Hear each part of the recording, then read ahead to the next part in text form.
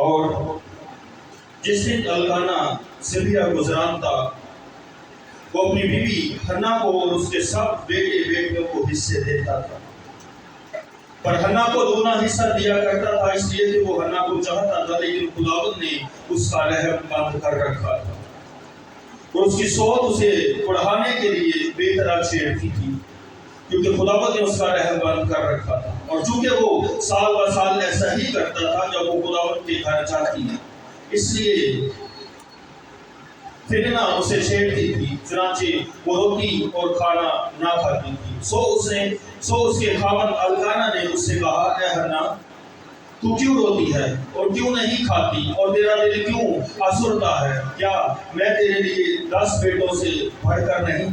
कलाम खुदा के पढ़े और सुने जाने पर खुदावंद की बरकत।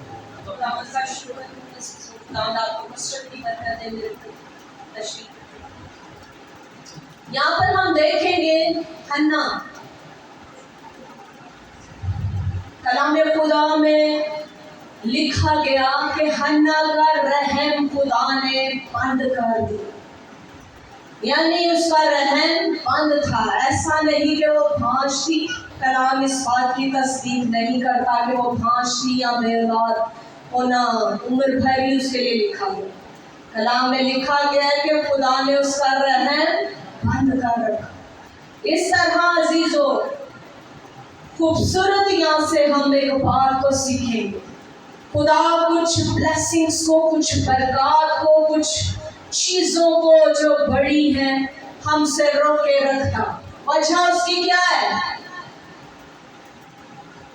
खुदा रोकता है। ऐसा नहीं कि वो हमारे लिए बनी ही नहीं, ऐसा नहीं कि हम उन बरकतों के लिए बने ही नहीं, खुदा उन चीजों को हमसे रोकता है। कब तक? कलाम में देखें, और जब सेना में वो आ चुके तो हन्ना उठी। उस वक्त एली काहिन खुदावंद की हैकल की चौखट के पास कुर्सी पर बैठा हुआ था और वह निहायत दिलगीर थी। सो खुदावंद से दुआ करने लगी और ज़ार-ज़ार रोने लगी, और उसने मन्नत मानी और कहा, ऐ रब्बुल फाश, अगर तू अपनी लोनी की मुसीबत पर नजर करे और मुझे याद फरमाए और अपनी लोंडी को फरामोश ना करे और अपनी लोंडी को फर्जंदे नरीना बख्शे, तो मैं उसे जिंदगी भर के लिए खुदावंद की नजर दूंगी और उस तरह उसके सर पर कभी ना फिरेगा। बरकत को रोके रखने में हन्ना जानती थी कि क्या चीज है। आज हम नहीं जानते। आज कोई बरकत रुकती तो हम कहते कि शायद खुदा मुझे लेना नहीं चाहता, शायद मैं इसके काबिल नहीं, शायद हम खानदानी कर्ज में से गुजरे। मेरी फलां चाची ने भी मुझे बताया, फलां ताई ने भी मुझे बताया, इन्हां दे नस्ल दर नस्ल कर्ज चल रहा है, इसलिए तू भी ओदा शिकार। गलत। आपकी बरकत खुदावंद ने रोकी है, और वो बरकत आपके अल्फाज, आपका इख्तियार, आपका अहद। जिस दिन आप खुदा से अहद कर लेंगे कि खुदावंद जो कुछ तू मुझे देगा मैं उसमें तुझे हिस्सादार बनाऊंगा, तो मैं खुदावंद के मज़बा पर इस चीज का दावा करती हूँ, खुदावंद उस बरकत को कभी भी आपसे बाज नहीं रखे। अब औलाद क्या है? हन्ना रो रही है क्योंकि उस वक्त कौम बनी इसराइल में बहुत बड़ी लानत तस्वुर किया जाता था, औलाद का ना होना, औरत का बांझ होना, या फिर कह लें कि बेऔलाद मर जाना। इससे ज्यादा कहते हैं कि कोई बड़ी लानत उसके लिए थी नहीं। हालांकि अपने इख्तियार में नहीं है इंसान। दुनियावी तौर पर हम देखें, अगर मैं एक औरत होते हुए देखूं तो शायद मेरे इख्तियार में नहीं था। शादी को 1 साल और 11 माह गुजरे, मैं बहुत ज्यादा परेशान थी और मैं बिल्कुल कह लो कि उम्मीद बिल्कुल खत्म थी, क्योंकि उससे पहले इख्तियारात जुबान के आना शुरू हो गए। ये कभी औलाद पैदा नहीं कर सके, ये इस काबिल ही नहीं। शायद ये पर्वत इसके लिए है ही नहीं, शायद ये इस तरह की इसकी फिजिक है, ये बहुत दुबली पतली है, बहुत ऐसे इसकी फिजिक ही नहीं कि ये बच्चा पैदा कर सके। इंसानी सोच। हन्ना को कौन तंग करता था? इंसानी सोच। हालांकि उसका शोहर उसके साथ है, वो उससे कह रहा है कि मैं तेरे लिए 10 बेटों से बढ़कर नहीं क्या, जहां वो एक बीवी को हिस्सा और बच्चों को देता, वो उससे 2 गुना उसको देता, क्योंकि वो उससे मोहब्बत करता, खुदा को खौफ मानता, कुर्बानियां चढ़ाने जाता। उसने कहा मैं तेरे साथ हूं, तो क्यों परेशान है? 10 बेटों से बढ़कर हूं मैं तेरे लिए। एक औरत के लिए ये बहुत बड़ी, मैं कहती हूँ, टेंशन, परेशानी की बात है। इससे बढ़कर और कोई परेशानी नहीं रह जाती। अब खुदा से उसने अहद किया, और अहद क्या किया? ये नहीं कि खुदा तू मुझे शोहर दे, मैं उसको नीचा दिखाऊं, खुदा मुझे औलाद दे ताकि मैं लोगों को दसाए कुंवारी कि देखो मैं इस काबिल है ऐसा। खुदा से उसने ये नहीं कहा कि मैं उसको जवाब दूंगी कि देख मैं भी औलाद वाली, मन्नत मानी। खुदा ये चाहता है, पहले फलों से खुदा शुक्रगुजारी चाहता है, औलाद की सूरत में। जैसे ही 11 महीने और 26 दिन गुजर चुके, एक दिन गिनती थी मैं, क्योंकि वो हर गुजरता एक दिन मेरे लिए 1 साल के बराबर था। उन दिनों में कुछ ऐसा भी नहीं था होता कि फल जो है वो अपने टाइम से पहले झड़ जाए या कुछ ऐसा हो, कुछ नहीं, सब सीक्वेंस के साथ चल रहा है। लेकिन मेरी जिंदगी में तूफान।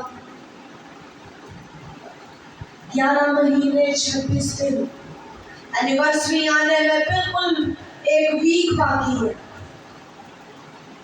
और मैं बहुत परेशान हूँ।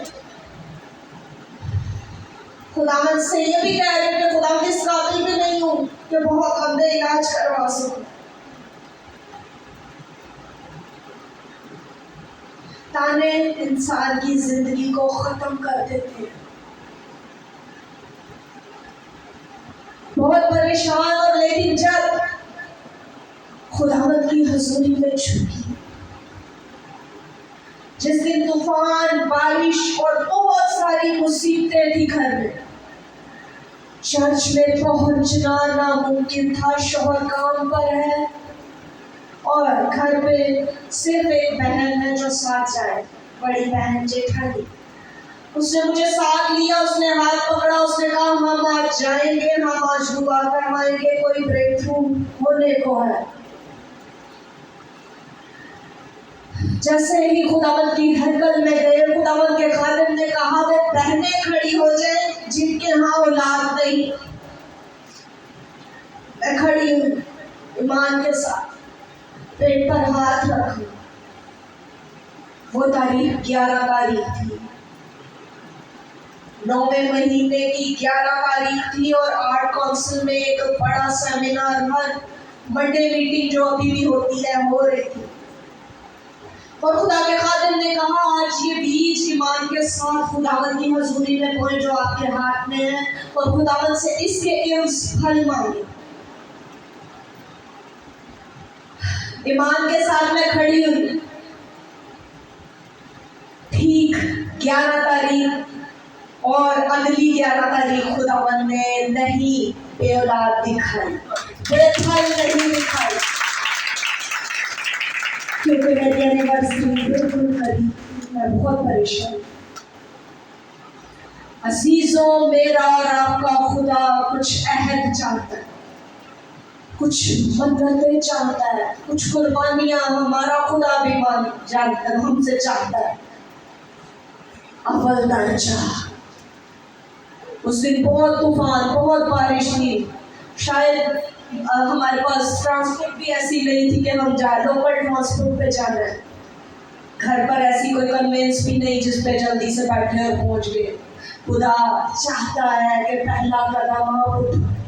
खुदा चाहता है कि ईमान के लिए खड़े हो जाए, डट जाए। वहां पर खड़े होना पहले मेरे दिल में बहुत शर्मिंदगी की बात है, लेकिन मेरा और आपका खुदा देख रहा है। एली उससे कह रहा है, हन्ना से, एली कह रहा है नशे में लग रही है तू। उसने कहा नहीं, मैं ऐसी औरत नहीं, बल्कि खुदा से कुछ मांग रही हूँ। एली ने इख्तियार को इस्तेमाल किया। जब खुदा खोल देता तो वो अपने बंदों को इस्तेमाल करता। वो कोई भी हो सकता है, खुदा का खादिम, खुदा की खादिमा, कोई भी ऐसा शख्स खुदा ने आपके लिए मुकर्रर रख छोड़ा होता है जो आपके लिए आए और कहे कि खुदा ने तुझे बरकत दे दी। रसीद करना आपका काम है और उसको कैसे आगे चलाना ये आपका काम है। हम बहुत दफा माएं बन जाती हैं। अब मैं अगर माँ हूं तो आज मेरे 2 बेटे हैं, लेकिन 2 बेटियां जो हैं वो मैंने किसी को देनी है। वो खुदा ने मुझे एक जिम्मेदारी सौंपी है, वो मेरे पास अमानत है। लेकिन जो 2 बेटे हैं उनके वसीला से मेरा ईमान है कि खुदा मुझे 2 बेटियां ही देगा। खुदा मुझसे ये चाहता है। कैसे? कलाम में देखेंगे।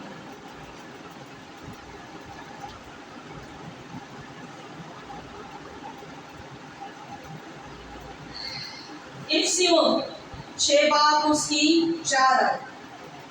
ऐ फर्जंदो, खुदावंद में अपने माँ बाप के फर्माबरदार रहो, क्योंकि ये वाजिब है। अपने बाप और अपनी माँ की इज्जत कर, ये पहला हुक्म है। अब ऐसा ये हुक्म है जिसके साथ क्या है, वादा भी है। तेरा भला हो और तेरी उम्र दराज हो। अब ये मेरा और आपका खुदा है, हुक्म दे रहा है। सारे हुक्म है, चोरी ना करना, ज़िना ना करना, झूठ ना बोलना, खून ना करना, बेगाना औरत की आरज़ू ना करना, ये सब हुक्म है। इसके साथ एक ऐसा हुक्म जिसके साथ खूबसूरत पैकेज भी है, वो ये है कि तू अपनी माँ और अपने बाप की इज्जत कर, तो क्या होगा, तेरी उम्र जिसे खुदावंद आपको देता है उस मुल्क में, वो क्या करता है, दराज करता। अब बहुत दफा ऐसा होता कि हम परफेक्ट माँ बाप नहीं बन सकते। खुदा हुक्म दे रहा है, उसके साथ कंडीशन नहीं कि माँ बाप कैसे, लेकिन माँ बाप परफेक्ट होने चाहिए। माँ बाप बिल्कुल खुदा के हुक्म के मुताबिक, खुदा के कलाम के मुताबिक होने चाहिए। खुदा खौफ होने चाहिए। फर्क खुदा की तबीयत में नहीं, खुदा की मिजाज में नहीं है। वो किसी की तरफदारी नहीं करता, लेकिन माँ बाप होते हुए हम तरफदारियों में आ जाते। आज जैसा कि मैंने कहा, मेरे 2 बेटे हैं, तो मेरी 2 बेटियों को लेकर ब्याह कर लाएंगे। कैसे लाएंगे? जब मैं उन बेटियों को, उन बहुओं को दिल से रिसीव करूंगी अपने खानदान के लिए। कलाम क्या कहता है? इमसाल 17 बाब उसकी 6 आए। बेटों के लिए बूढ़ों के बेटे, बूढ़ों के लिए ताज है, और बेटों के फख्र का बाहिस उनके बाप दादा है। अब दादी दादा किस तरह बच्चों के लिए फख्र का बायस बनते हैं? जब वो छोटी उम्र में बच्चे देख रहे हैं कि हमारी दादी अपने रिश्तों में कैसी है, हमारी माँ अपने रिश्तों में कैसी है, वही वो बच्चे सीखेंगे। जैसा रवैया वो बाप का माँ के साथ देखेंगे, वही रवैया वो अपनी बीवियों के साथ रखेंगे। घर का माहौल कैसे क्रिएट होता है? एक बंदा अगर पॉजिटिविटी पर खड़ा है तो उसका नाजायज फायदा कभी मत उठाए। अगर मैं बहू हूं तो मुझे परफेक्ट बहू बनना है। अगर मैं माँ हूं तो मुझे परफेक्ट माँ बनना है, मुझे तरफदारी नहीं करनी। और यकीनन जब मैं सास बनूंगी तो खुदा मुझे ये भी तौफीक बख्शे कि मैं परफेक्ट सास बनूं। कैसी सास? नोमी की तरह। चाहती तो वो रूद को इसी तरह भी रख सकती थी, चल बाबा को माँ के ले आती है, साढ़ा दो मामा किया तो गुजारा हो जाता। उसने कहा जा। जहां पर उसने देखा कि इसकी इज्जत पर भी आंच ना आए और उस वक्त के उस दस्तूर के मुताबिक उसने अपनी बेटी, अपनी बहू, जिसको वो बेटी बनाकर लाई थी, उसको बेटी ही बनाया। और कलाम के मुताबिक फिर उसने सरफराज किया। 7 बेटों से बढ़कर उसके लिए बहू साबित हुई। तो किस तरह हुई? जब आप बगैर लालच के, बगैर मुफाद के, बगैर किसी तरफदारी के मोहब्बत रखते, जब आप नेगेटिविटी को अंदर से निकाल देते हैं, जब आप मुस्बत सोच रखते, पॉजिटिव सोचते, तो ही घर का माहौल, खानदान का माहौल अच्छा रहता है। परफेक्ट माँ बनना है। दोस्तों की तरह बेटों के साथ, बेटियों के साथ रहें, ताकि वो हर बात जो वो बाहर करते वो आपसे शेयर करें, ताकि हर वो एक्टिविटी जो उनकी लाइफ में चल रही है वो आपसे शेयर करें। हर वो काम जो आपकी बेटी समझती कि मेरे माँ बाप के लिए इज्जत का बाइस है, वही वो करे। पुराने वक्तों में ऐसा था कि लोग क्या कहते हैं, सोने का नवाला खाना है शेर की निगाह रख। शेर की निगाह रखते रहेंगे तो बकरियों की तरह दुबकते फिरेंगे, लेकिन आपके सामने बकरियां बाहर निकल के, वो भी शेर, क्योंकि जो बच्चे देखते हैं वही सीखते हैं। कभी बोलने से, कहने से बच्चा आपका कभी नहीं सीखेगा। बेटा अच्छे काम करो, उनको पता ही नहीं अच्छे काम क्या है। बेटा झूठ मत बोलो, उसको पता ही नहीं है सच क्या है, क्योंकि उसके सामने तो बोलना ही झूठ जाता है। बेटा बताओ पापा घर नहीं है।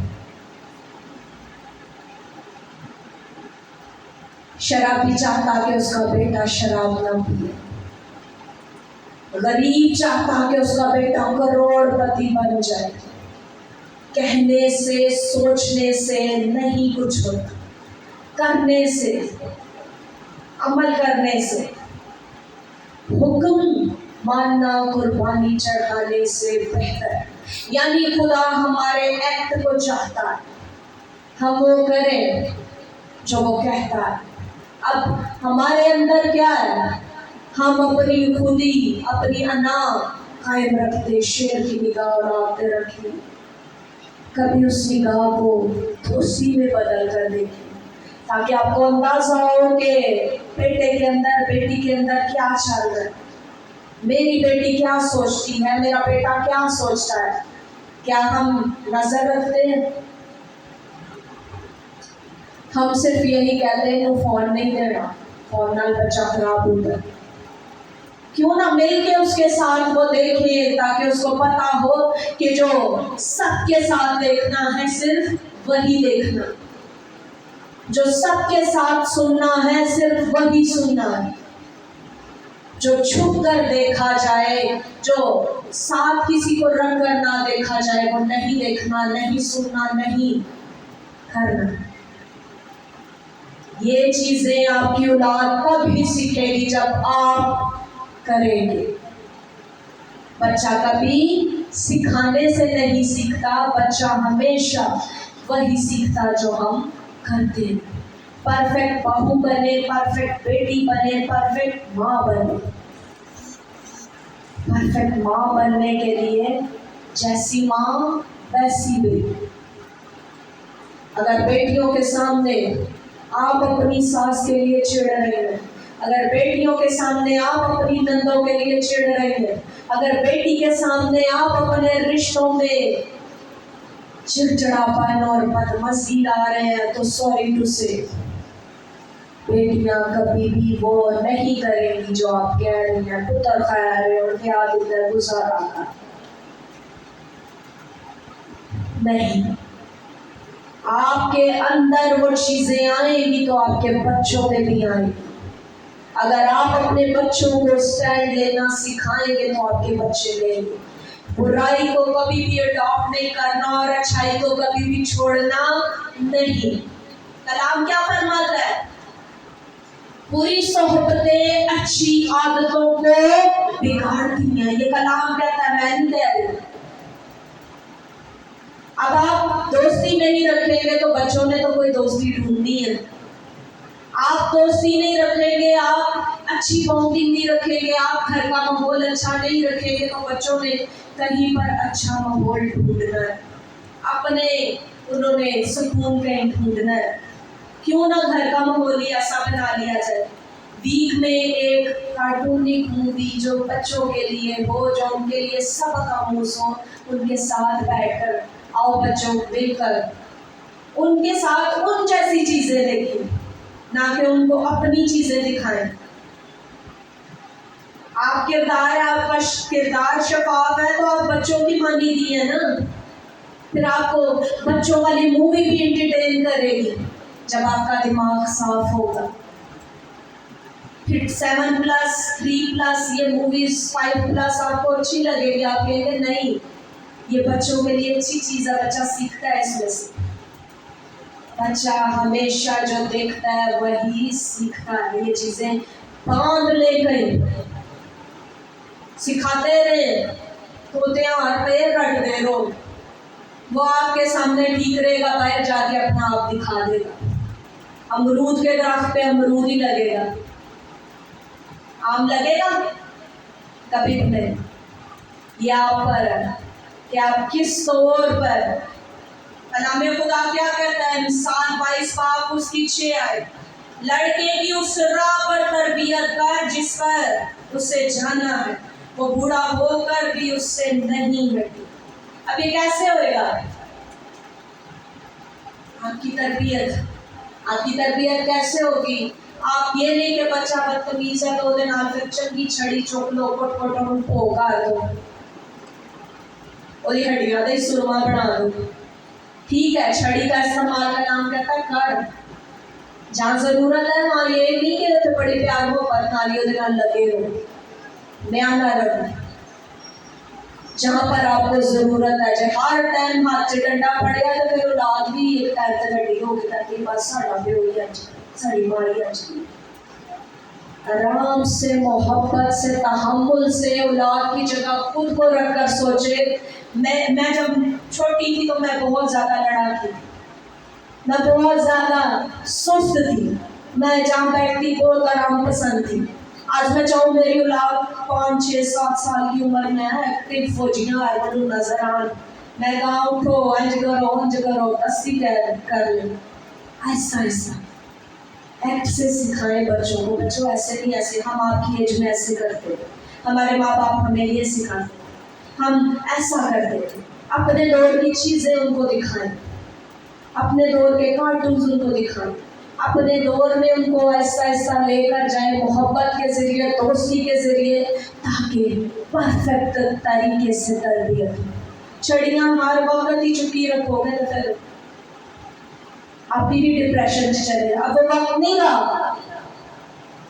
कि हर वक्त गुस्सा किया तो आप इजी, आपकी खुराक ऐसी है कि आप हर वक्त गुस्सा करके हम डिप्रेशन में चले जाएंगे, एंजाइटी में का शिकार हो जाएंगे, परेशानियों में हम दवाइयाँ खाते रह जाएंगे, सोए रह जाएंगे और औलाद इसी तरह बड़ी होती चली जाएगी।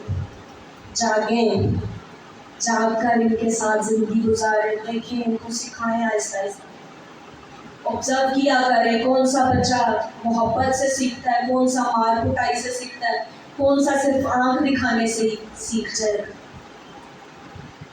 हर 5 उंगलियां बराबर नहीं, इस तरह हर बच्चा भी एक जैसा नहीं, हर एक की नेचर फर्क है, उसके मुताबिक उसको ट्रीट करें। परफेक्ट माँ बाप बनना है तो कलाम को पढ़े और इसी में से सीखे। इसी में जिंदगी के असूल हैं, इसी में हर रिश्ते का, हर रिश्ता, माँ बाप, बहन भाई, बहू बेटी, हर रिश्ता इसके अंदर है। मिसाली रिश्ते इसके अंदर मिलते हैं।